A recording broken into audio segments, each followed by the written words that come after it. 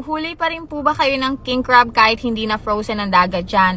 Hello po, ang dami po nito nagtatanong. Okay, so sasagutin ko na hindi po. Dito po sa amin sa Nome, Alaska, kapag hindi frozen ang dagat namin dito, hindi po kami nagka-crabbing. The reason is yung mga crab po kasi, kapag winter na, lumalayo sila. Lumalayo yung location nila. So, yung mga taga dito, hindi sila nagka-crabbing kapag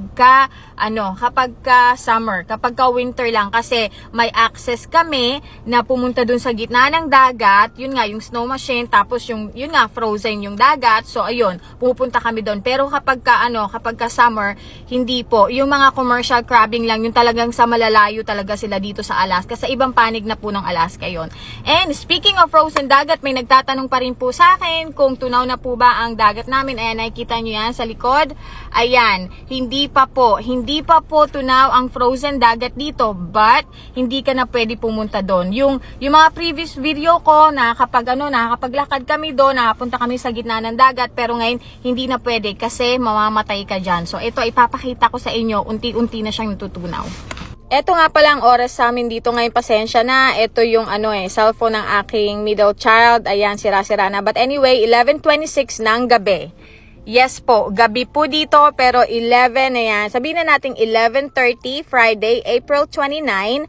Gabi po yan, hindi po yan araw, hindi po makulimlim. Ganito ang itsura ngayon dito kapag mag-aalas 12 na ng hating gabi. Yes, maliwanag. Nakita nyo, walang katao-tao. Ako lang. Ayan. The reason is, na dito kasi, spring na dito, tapos summer is approaching, magkakaroon kami ng halos 24 hours na wala kaming dilim. Yes, ganun talaga dito sa Alaska. But anyway, ayan yung frozen dagat. Dati, ayan, punong-puno yan ng kayaluhan. Ngayon, pwede ka nang bumaba dyan. And doon, unti-unti na talaga siyang natutunaw. May open water na nakikita na namin yung open water dun sa pinakadulo.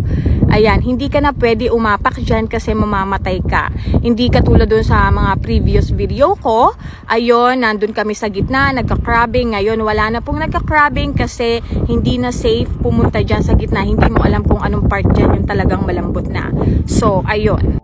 And kung maghahanap tayo ng araw, wala na po. So, sa previous video ko, yung pinaka-trending video ko na umabot ng 10 million views, yung alas 9, nandun yung sunset, doon lumulubog. Ngayon, wala na.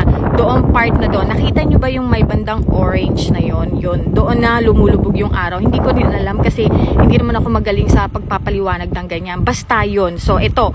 This is what 11:30 PM looks like here in Nome, Alaska. Ayan.